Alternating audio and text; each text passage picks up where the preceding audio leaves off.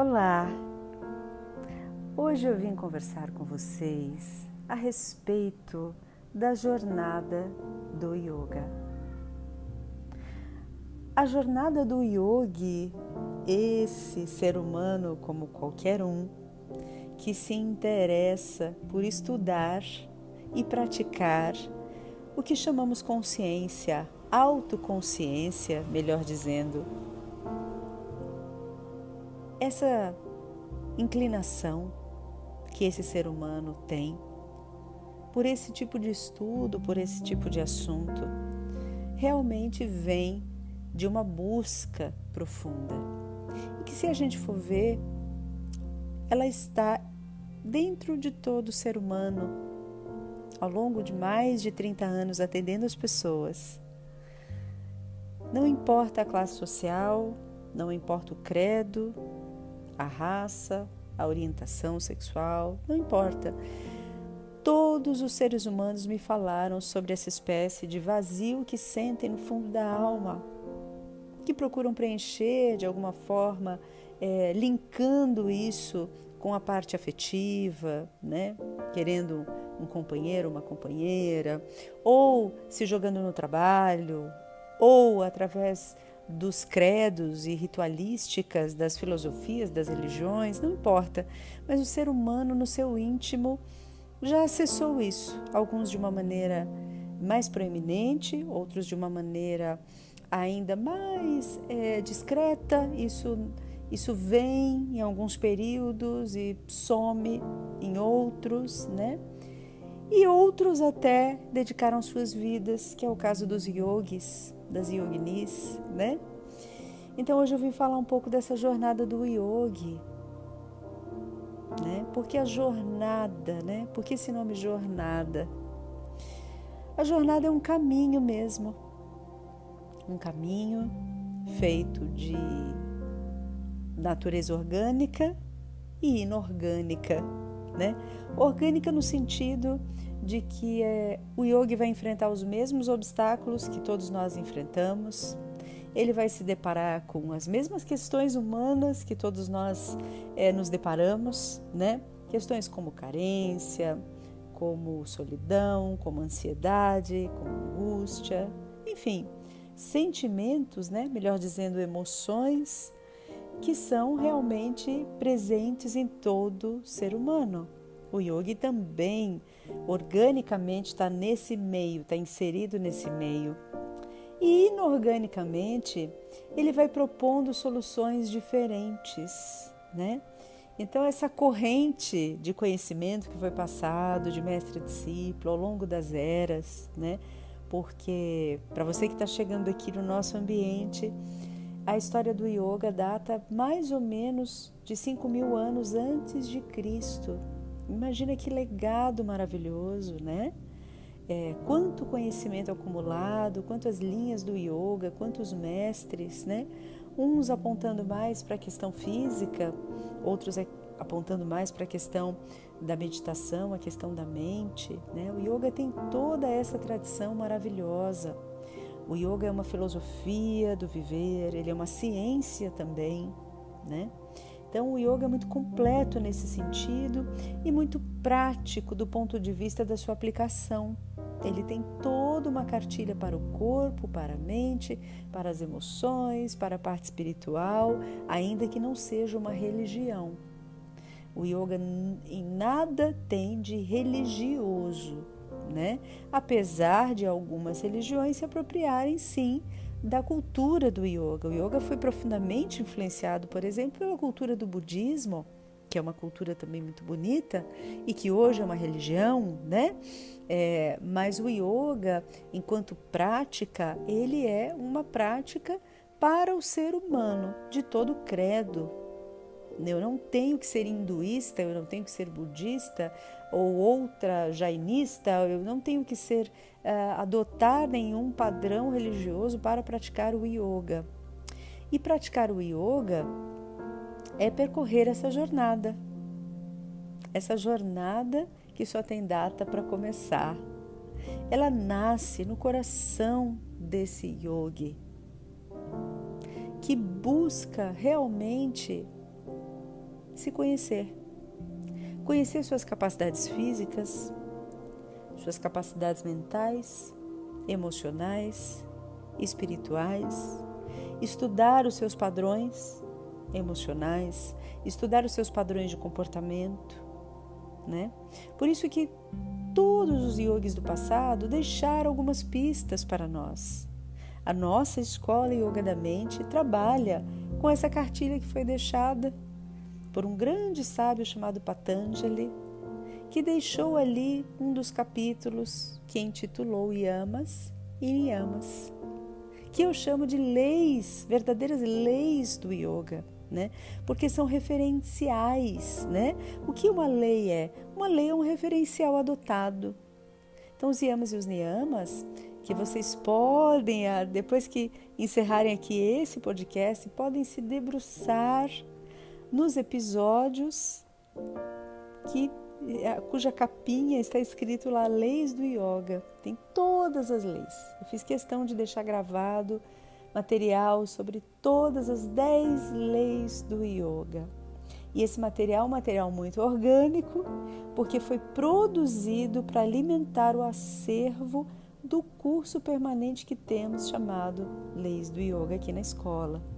Então eu fiz esse acervo para que os alunos e os amigos da escola possam tomar contato livremente com esse material e refletirem junto comigo nesse material. Então o yogi, ele vai percorrendo essa jornada, referendado, né, por alguns preceitos, outros ele vai encontrando ao longo do caminho, mas ele nasce justamente desse vazio. O yoga não nasce da presença, ele nasce da ausência, ele nasce da escuridão, ele nasce do buraco, né? Que todos nós, mal ou bem, sentimos às vezes na vida que está faltando algo. O yoga nasce desse lugar. E quando ele se debruça para olhar nesse lugar, é que ele encontra uma outra presença. Quer ver um exemplo prático da gente começar a costurar essa ideia? Você está aqui ouvindo o podcast, eu estou aqui falando com você, e nem eu e nem você estamos agora, neste exato momento, prestando atenção na nossa respiração, por exemplo. Ela está acontecendo de uma forma automática, né? Não só a respiração, como todo o mecanismo, toda a engrenagem do nosso corpo. Os órgãos estão produzindo as suas substâncias, as células, algumas estão morrendo, outras se dividindo, outras se reproduzindo. Imagine toda espécie de reações biológicas e químicas que estão acontecendo exatamente nesse momento sem que a gente tenha consciência. Elas estão aí. Então, ao reparar essa ausência de consciência, esse espaço de vazio, ao reparar, o yogi começa a encontrar também um espaço de presença, um espaço interno e externo aonde a vida se desenha. Ele começa a observar, por exemplo, como a natureza funciona e começa a encontrar uma presença da vida e da sabedoria da vida e da inteligência da vida. Por exemplo, no processo de uma semente se tornando árvore, tem toda uma inteligência. Então o yogi começa a se perguntar se esse buraco, se esse vazio, se essa busca também não está aí para um fim. E com certeza está. Assim como nós estamos divididos no planeta entre Sol e Lua, dia e noite, em gêneros, né? Masculino, feminino, assim como nós estamos divididos entre o que consideramos bem e mal, e muitas divisões que a gente pode fazer, né? O olho direito, o olho esquerdo, o braço direito, o braço esquerdo, né? Nós temos uma relação simétrica com as coisas, né? E assimétrica com outras coisas.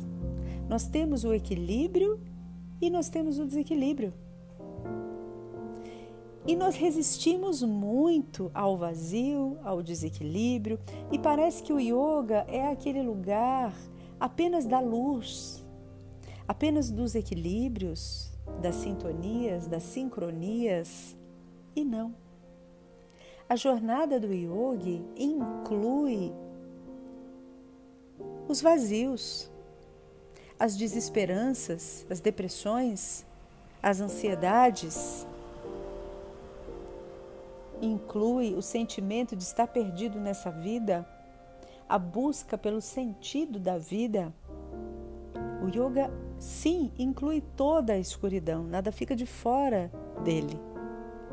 E é bonito quando a gente observa, por exemplo, a mitologia que envolve o yoga, a mitologia indiana ou hindu, sendo mais específica, quando a gente tem a figura ali de 3 deidades, né, de 3 mentes divinas, Shiva, Vishnu e Brahma. A figura de Shiva se relaciona a tudo que destrói. A força da morte, a força de transformação. Enquanto que o seu oposto, Vishnu, é justamente tudo que constrói. Tudo que é manutenção, que preserva. E Brahma seria aí um próprio yoga, né? Uma força criadora, uma força não divisória. Então olha que bonito, se a gente for pensar que o yoga adota, assim como todas as mitologias, né? Elas são maneiras que nós seres humanos temos de entender aquilo que transcende a nossa mente, aquilo que a gente não consegue obter explicação, está colocado na mitologia de uma forma transcendente, lúdica, né? Assim como é o nosso sonho, quando a gente sonha, a lógica dos nossos sonhos não é uma lógica cartesiana, não é uma lógica começo, meio e fim, né?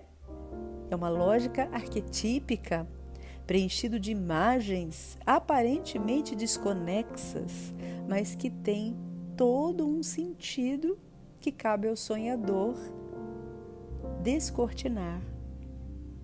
Então, quando a gente pensa na jornada do yoga, a jornada do yogi, é uma jornada íntegra, onde a gente não vai adotar apenas o lado luz, mas a gente vai compreender como funciona o lado sombra.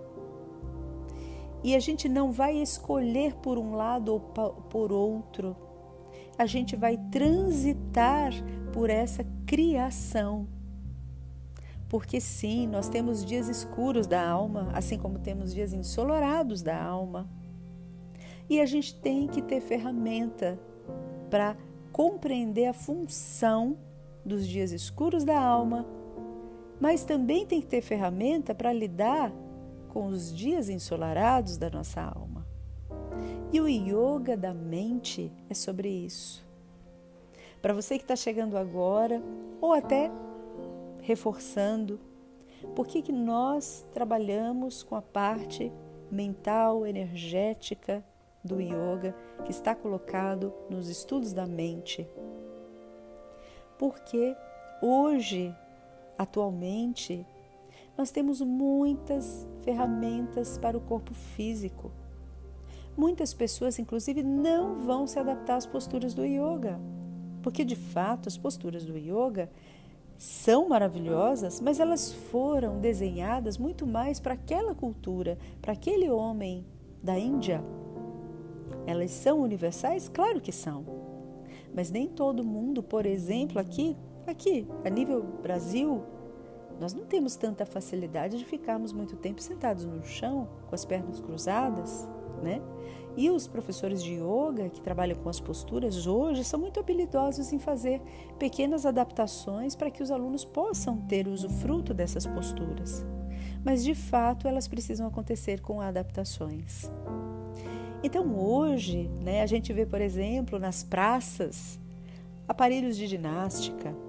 A gente viu como, por exemplo, o Pilates, né, ganhou o mundo, porque realmente é uma prática maravilhosa, né, deste homem que codificou essa técnica chamada Pilates.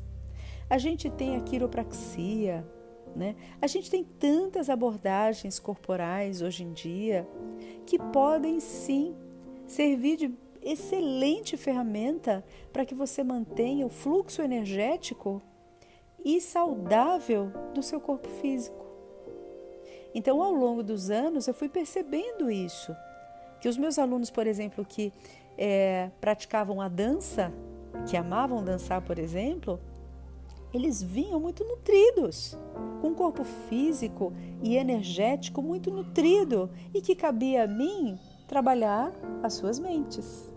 Não precisava abordar o corpo, porque o corpo deles já estava num modo que eu poderia me dedicar à mente. Então hoje, claro que é uma exigência sim. Na nossa escola, se você entrar hoje, ou se você está há 10 anos estudando comigo, eu vou sempre apontar para que você mantenha o seu corpo físico bem nutrido.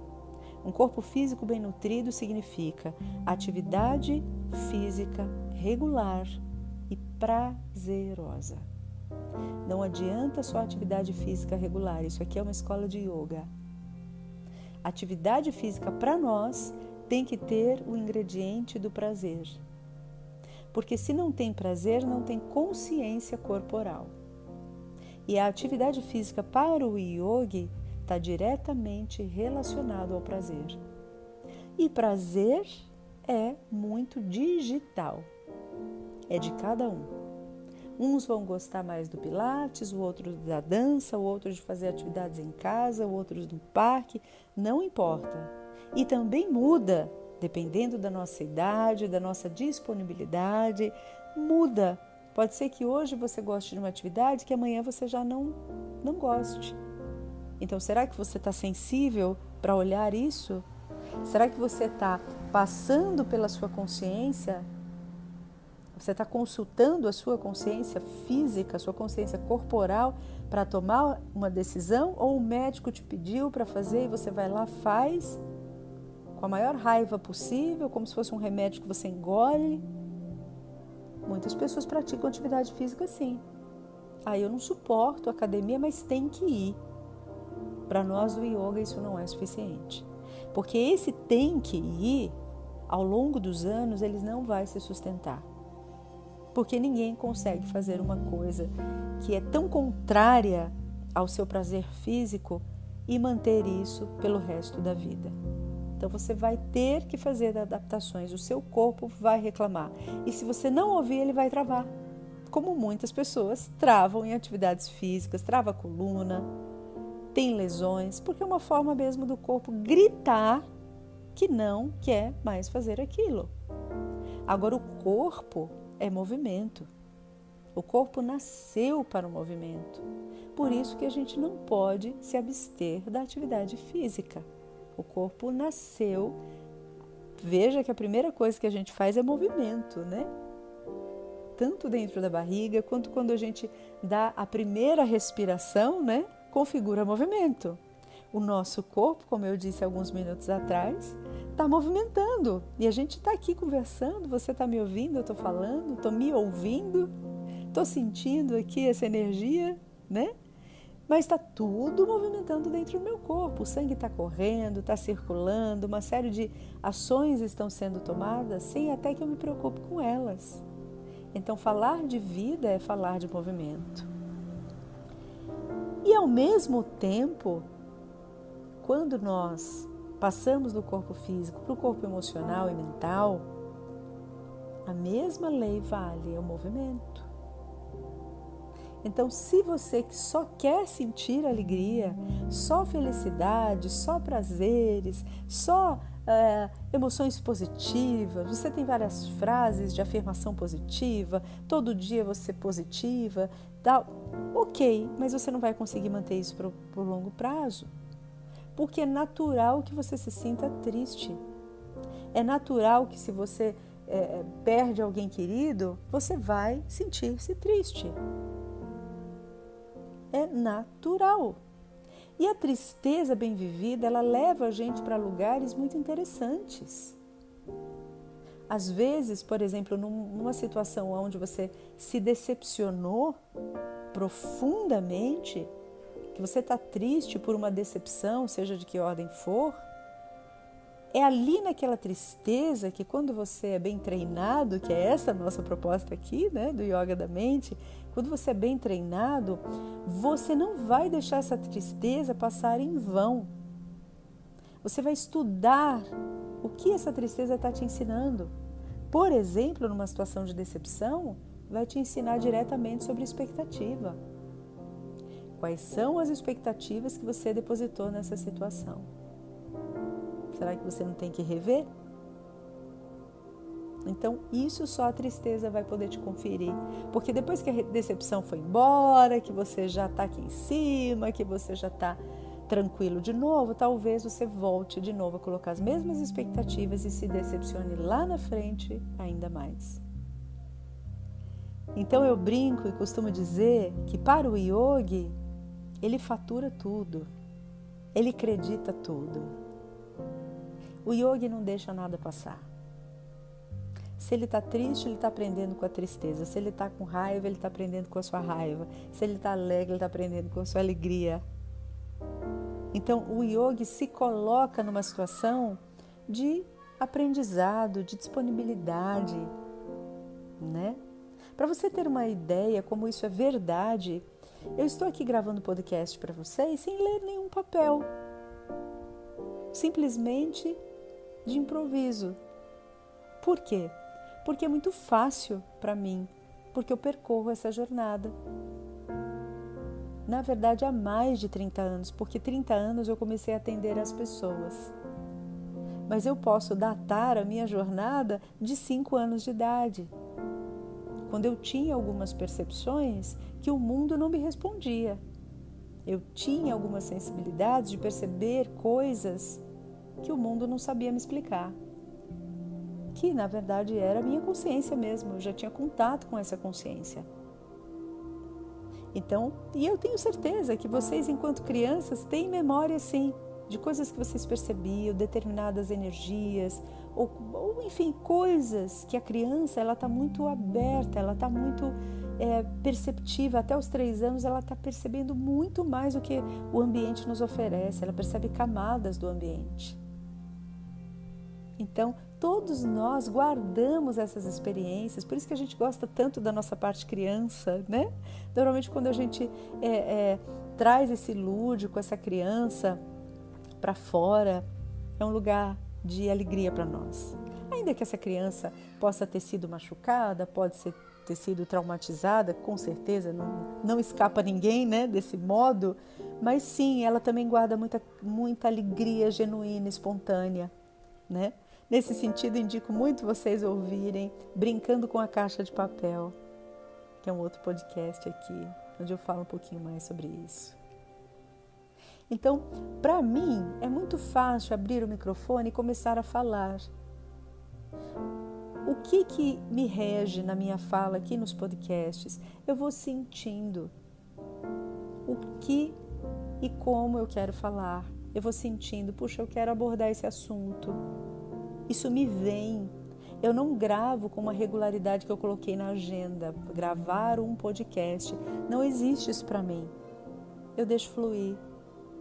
Mas são mais de 30 anos no exercício de ter a minha consciência como meu guia. Vocês também podem chamar de intuição. Mas eu chamo também de autoconsciência, né? Porque é a consciência que está em tudo, mas quando ela passa pelo meu filtro, é a minha autoconsciência, como passa por mim. Então, a maneira como eu me alimento, a maneira como eu exercito o meu corpo, a maneira como eu falo com vocês. Ontem mesmo eu estava contando para os meus alunos do grupo avançado, queridos, que estão comigo há 8 anos nessa jornada. Vamos fazer esse ano 8 anos, celebrando, né, esse caminho percorrido, né? Pessoas que me honram muito, né, de trilhar essa jornada comigo, a quem eu tenho o maior respeito, né? Eu estava comentando ontem, né? Dificilmente eu preparo uma aula começo, meio e fim. Normalmente eu tenho um esqueleto daquilo que eu quero abordar com os meus alunos, mas eu sempre deixo espaço para ser impactada quando os alunos estão diante de mim. Às vezes eu mudo o roteiro de uma aula inteirinho, porque quando eu chego na aula eu sinto que aquele assunto não vai impactar tanto como o outro assunto que eles estão precisando mais. Então eu sempre vou criando maneiras de ouvi-los, mas não adianta só perguntar o que vocês querem, também tem esse espaço, eles sugerem temas que lhes são caros, que eles querem saber mais a respeito, mas não é só isso, é sentir as pessoas, mas eu só posso sentir o outro baseado na minha referência.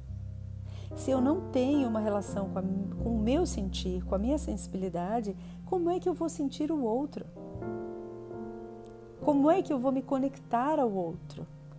Se eu não tenho referência nem do meu corpo físico, se eu trato o meu corpo físico como um burro de carga, né? Que eu coloco ele para carregar um monte de responsabilidade, depois tiro as cargas, coloco ele para malhar, que ele tem que estar forte para carregar a mala amanhã. O corpo não é um burro de carga, gente. Não sei se vocês já pararam para pensar nisso, mas dentro do seu corpo existe toda uma inteligência. Seu corpo é como se fosse uma Via Láctea.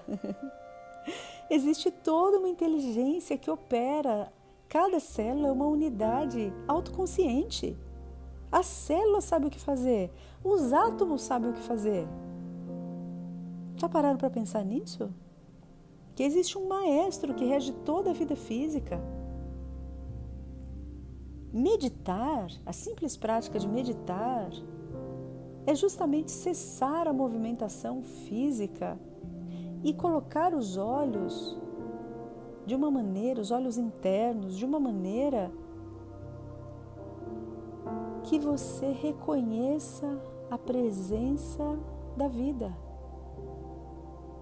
Você pode colocar a sua mente na sua respiração, observando a respiração livre, automática que está acontecendo. Você pode colocar a sua mente numa música calma, suave e se dedicar. E essa música vai trazer a presença da vida.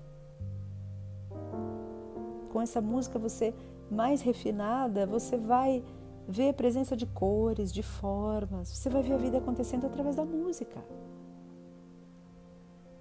Então, meditar nada mais é que a arte de estar presente. Isso vale ouro hoje em dia, porque nós estamos muito distraídos, muito perdidos nas redes sociais. Hoje, por um lado, que nós temos mais tempo, porque muitas funções foram mecanizadas, né? Antigamente, para você ligar para um outro estado, você tinha que ir até um lugar, comprar fichas, né? Hoje não, hoje está tudo na palma da nossa mão. O telefone, ele é tudo. Ele é câmera fotográfica, ele é computador, não é? Ele é bate-papo, está tudo na nossa mão. Temos esse tempo? Temos, mas o ponto não é ter tempo, é o que fazemos com ele. O que estamos fazendo com o nosso tempo? Essa é a jornada do yogi. O yogi não está desperdiçando nada. O yogi não desperdiça. Por isso que quando eu vejo as pessoas ligando o yoga a uma série de regrinhas, de estereótipos do tipo, o yogi não come carne, por causa da prática de ahimsa, que é a não violência. Então ele não faz mal ao animal. O yogi medita todos os dias. O yogi, e assim vai. O yogi pratica as posturas do yoga. Eu fico um pouco chateada, porque isso é um resumão, a grossíssimo modo, dessa ciência chamada yoga. Muitas pessoas necessitam, e quando eu falo pessoas, é o corpo físico, necessitam sim comer a carne, porque o corpo não fica bem sem a carne. E pouquíssimas pessoas, inclusive instrutores de yoga, eu vi fazerem acompanhamento clínico para tirar a carne. Então as pessoas tiram por um princípio que elas estão julgando que o ahimsa, praticar a ahimsa na alimentação é não comer a carne, né? Então não posso, tá? Quando existe toda uma inteligência da natureza, existe uma cadeia alimentar, sim. Desde sempre, nós e a natureza somos um. Então nós comemos sim os animais.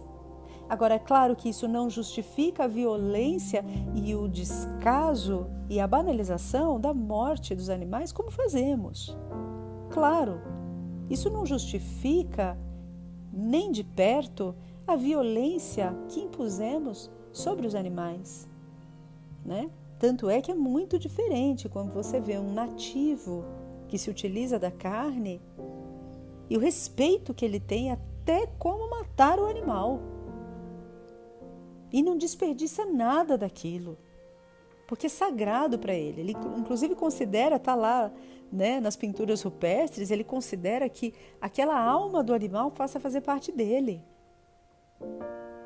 Então é claro que a gente tem que se tornar sensível com o que a gente come, assim como a gente tem que se tornar sensível com o que a gente fala e com o que a gente faz com o tempo que nos é dado. Então vai muito além, gente. Para você ter um corpo físico no yoga, você não precisa fazer as posturas. Se as posturas não tirarem o melhor de você, ou se elas te deixam dolorido, se elas não te dão, não agregam, não trazem prazer. Eu, por um acaso, eu amo as posturas, faço até hoje. Mas também faço outras coisas, faço caminhadas no parque, faço musculação, tem outras coisas que me agradam. Nunca deixei de dançar, porque a dança me agrada muito, né? Então, e também vou ouvindo o que meu corpo pede, como ele se sente melhor, né? Deixei de praticar algumas posturas com a idade, sim, porque eram posturas que não me agregavam. Porque nada é para todo mundo, nós somos seres digitais. E tudo isso para falar da jornada do yogi. Então lembrem-se, a jornada de um yogi é inclusiva. Ela inclui você por inteiro. Uma pessoa que é um yogi, que pode ser considerada um yogi, é aquela que percorre a jornada. E não só a jornada individual, a jornada em grupo. Por isso que na nossa escola nós temos possibilidades de grupos. O trabalho começa no particular, sim, porque primeiro eu preciso despertar essa sensibilidade em você, você precisa entender como o seu sistema funciona, físico, mental, emocional. E depois o grupo, a sangha, né, como a gente chamaria, a comunidade, a grande comunidade, ela acaba sendo um microcosmo do que a gente vai viver em sociedade, só que num ambiente controlado, seguro, onde a gente pode se experimentar muito mais. Então é um grande privilégio a gente estar em grupo. Só que estar em grupo de uma maneira especial, que é estar de olhos abertos, né? Todos caminhando uma mesma jornada, mas ao mesmo tempo uma jornada em paralelo, porque ninguém é igual. Então nós estamos indo para o mesmo destino, mas cada um percorrendo a sua jornada, com as suas adequações, sensibilizando essa jornada. Então eu deixo uma pergunta agora no final. Já conversamos um bocado hoje, eu deixo uma pergunta. O que você está fazendo pela sua jornada pessoal? Porque afinal de contas, todos nós temos uma necessidade por algo maior. A nossa vida cotidiana não basta, apesar de ser sagrada e linda, claro, mas todo ser humano traz uma estrela dentro de si. O que você está fazendo por essa estrela que brilha no seu peito? Não é o que você vai viver a partir dessas reflexões, é como você vai viver, é de que maneira. Não é trazendo mais coisas para preencher esse vazio, é entender que esse vazio tem função. Então, o que você está fazendo pela sua jornada pessoal hoje? Deixa essa reflexão para você, junto com um grande abraço e até a próxima.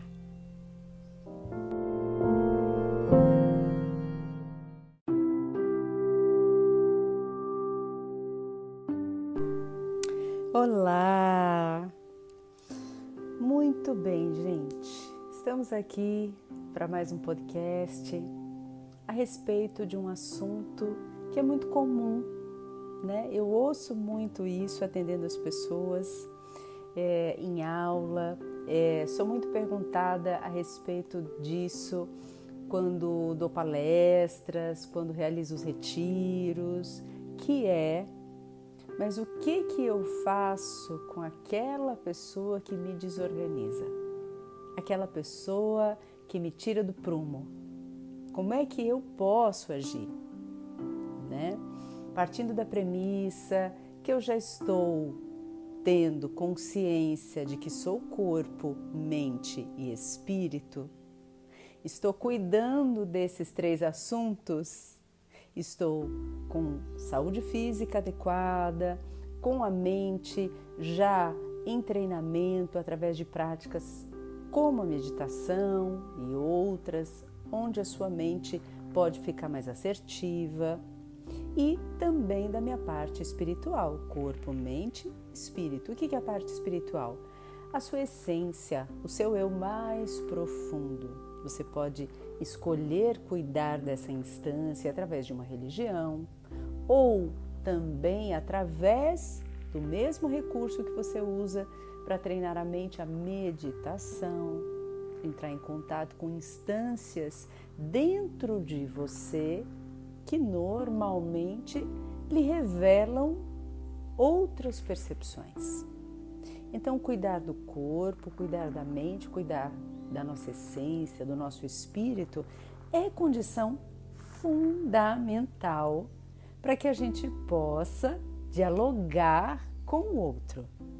Muito bem, já fiz a minha lição de casa, né? Aqui a gente não está exigindo perfeição, né? Muitas vezes a gente está passando por um desafio de saúde, muitas vezes a nossa mente está produzindo pensamentos aflitivos porque estamos emocionalmente desequilibrados, né? Que dirá ouvindo a nossa essência. Então, eu sempre gosto de colocar que a gente nunca espera trabalhar em termos ideais, mas em termos possíveis. Então, todo dia você tem a oportunidade de fazer o seu melhor, porém, o seu melhor de hoje provavelmente não vai ser igual ao melhor de amanhã. Pode ser inferior ou até superior, mas fazendo o melhor possível. Isso é o que a gente propõe, né? Então, nessa hora, né, que faço a minha lição de casa, né, que estou em acordo comigo, com todas essas 3 partes que me compõem, corpo, mente, espírito, na hora que vou para o mundo, puxa, professora, passei 5 minutos ali com meu chefe, meu marido chegou desorganizado, minha esposa chegou na TPM, passou 10 minutos, eu já estava super desorganizado, super desequilibrado. E aí? Então eu chamo essas pessoas de pessoas treinadoras. Por quê? Justamente essas pessoas que te desorganizam que através das quais você percebe isso concretamente, sem que ninguém tenha que te explicar isso, né? Justamente essas pessoas vão ser a oportunidade de você treinar esse acordo, essa harmonia, esse equilíbrio em níveis mais profundos. Elas são pessoas mestrado, pessoas pós-doutorado, enfim, são oportunidades, tá? Agora, como é que a gente faz isso de forma lúcida e assertiva, né? A gente, primeira coisa, tem que entender que nós somos indivíduos originais. Claro que estamos todos dentro de uma grande rede da mente da natureza, né? Estamos todos conectados como a natureza bem nos mostra. Claro, mas ainda assim, nós seres humanos não funcionamos apenas como espécie, funcionamos como indivíduos, seres individuais. E se nós funcionamos como seres individuais, cada um de nós tem demandas específicas. Então, a primeira coisa desse trabalho, desse diálogo ruidoso com o outro, né? Quando eu falo diálogo, não necessariamente o falar, né? Mas o interagir.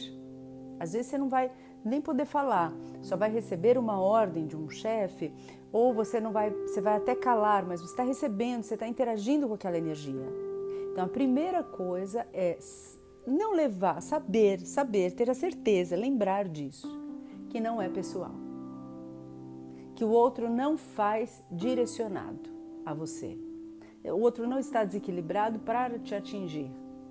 Ele pode até, vamos dar um exemplo extremo, ele pode até estar descontando algo, descontando uma raiva, descontando uma frustração em cima de você, mas ainda assim não é pessoal, né? Porque a frustração de alguém, a raiva de alguém, fala muito mais a respeito desse próprio alguém do que de você. Então a primeira coisa é você lembrar que não é pessoal, porque quando você lembra que não é pessoal, você já dá um passo atrás. Internamente, você já dá um passo atrás. Você fala, peraí, depois eu vou me resolver com isso, não é pessoal. Tá? Isso não é não sentir a pressão, é não se incomodar, não é nada disso. Você vai se incomodar, você vai sentir desconforto, né? Você vai sentir desagrado, tá tudo certo, vai sentir mesmo, que faz parte. Mas quando você lembra não é pessoal, você recua, né? Espiritualmente, você recua um pouquinho, essencialmente, você recua um pouquinho. E aí, é claro, não no calor do momento, mas logo a seguir, tá? No caso do chefe, voltou para sua mesa. No caso de estar em casa interagindo com seus companheiros e companheiras, tá, já fui para um outro cômodo, né? Num local de segurança, aí eu lembro, puxa vida, essa pessoa é minha treinadora. Então resume numa palavra, o que essa pessoa trouxe para mim? Puxa, ela trouxe ruído, ela trouxe desequilíbrio. Então hoje é meu dia de treinar o equilíbrio, né? Existe uma história, não sei se é lenda ou é uma história real, né? Que me foi contada já por muitas vezes, em diferentes contextos, né? Uma história que vem do budismo, que diz que um mestre, né? Um grande monge budista, tinha por discípulo um rapaz extremamente grosseiro, que distratava o mestre, e os outros discípulos ficavam horrorizados porque o mestre permitia esse distrato. E aí um belo dia, um dos discípulos não aguentou, falou, mestre, como que o senhor permite? Ele chega atrasado nas meditações, ele não lhe respeita, ele pergunta na frente do outro, ele não espera ninguém, ele né, não tem respeito pela sua presença, pelos seus ensinamentos, né? Então, esse mestre teria respondido, olha, por favor, não atrapalhe a minha relação com o meu professor da paciência. Então, essa história é sobre a ciência da paz, né?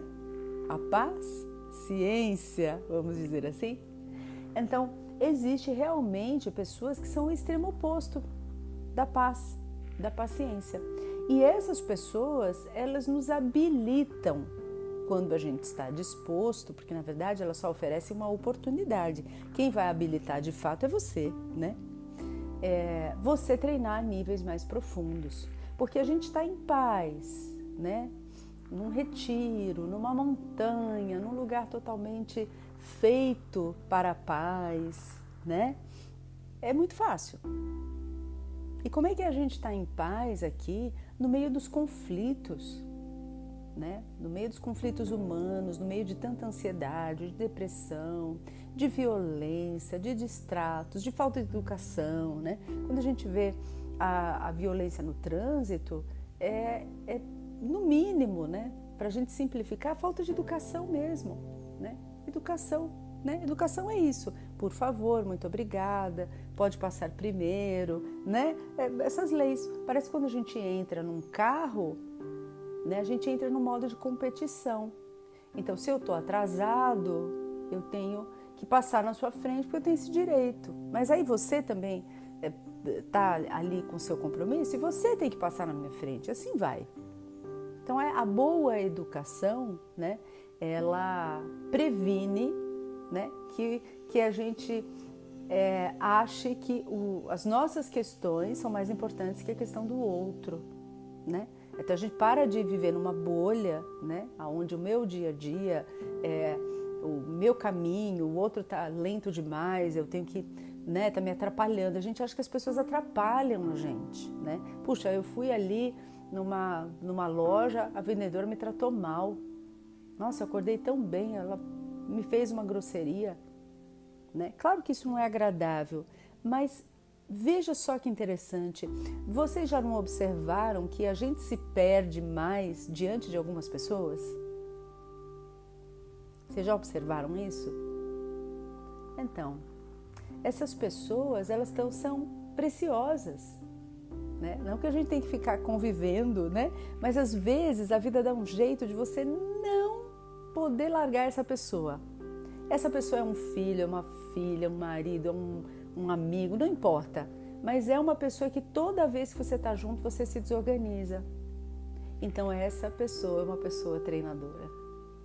Uma pessoa onde no atrito com essa pessoa, na interação, atrito que eu digo energético, né? Na interação, né? Nesse choque que há entre você e a pessoa, se você escolher assim, há um crescimento. E é muito prazeroso quando você domina essa faculdade, né, de se autoproteger mesmo, né, porque você foi dado esse privilégio para nós como indivíduos, nós somos indivíduos, nós podemos sim nos blindar. Às vezes até com relação à palavra, dizendo sim, dizendo não, dando limite mesmo à loucura do outro, né? Lembrando, não é pessoal, mas eu posso dizer sim, eu posso dizer não. Eu posso dar o limite do que eu posso suportar como indivíduo. Suportar de suporte mesmo. Eu tenho que me suportar, eu tenho que dar suporte para mim. Não adianta eu culpar o outro. O outro vem e invade, a porta estava aberta. Não é? Agora, vai você tentar invadir um consulado, não é? Dificilmente, né? Por quê? Porque tem uma segurança reforçada. Assim deve ser a nossa segurança física, emocional. Então, como assim o outro vem e me desequilibra? Então, eu tenho que corrigir em mim. Isso não é jogar a culpa para mim nem para o outro, mas é não perder a oportunidade. E por fim, eu digo a vocês que é assim que um yogi vive. A proposta do yoga é aprender com tudo, com todos. Custe o que custar. Existem ensinamentos que a gente aprende pagando um preço muito alto, de fato. E o preço alto que eu falo, principalmente em termos energéticos, perdendo muita energia. Mas quando você perde essa quantidade de energia, mas você recolheu através dessa experiência a sua pérola, a sua sabedoria, agora você sabe porque você experienciou, porque sabedoria tem a ver com saber porque você experienciou. Ou você aprendeu com quem experienciou e praticou na sua vida e funcionou. A gente não precisa ter todas as experiências para ter sabedoria. Muitas vezes, por exemplo, como é que você vai ter a sabedoria dos povos nativos, né? Você é de cidade, você não tem experiência de alguém que nasceu no meio da floresta, mas você você ouve, você é capaz de entender com os seus recursos como aquela mente funciona. E você pode extrair o melhor. E vice-versa. Alguém que nasceu no meio da floresta, sobre outras regras, sobre outra cultura, também pode vir aprender com quem é da cidade e extrair o melhor. Então o yogi não se furta a aprender com tudo e com todos, custe o que custar. Assim, eu me despeço de vocês hoje, deixando um grande abraço. E mais do que o meu abraço, hoje eu quero deixar um grande incentivo. Acorde todos os dias como se fosse o primeiro dia de aula e aprenda com as pequenas e grandes oportunidades que a vida, através das pessoas treinadoras, nos dá. Aproveite essas oportunidades e você vai sentir uma diferença enorme no seu caminhar. Até a próxima!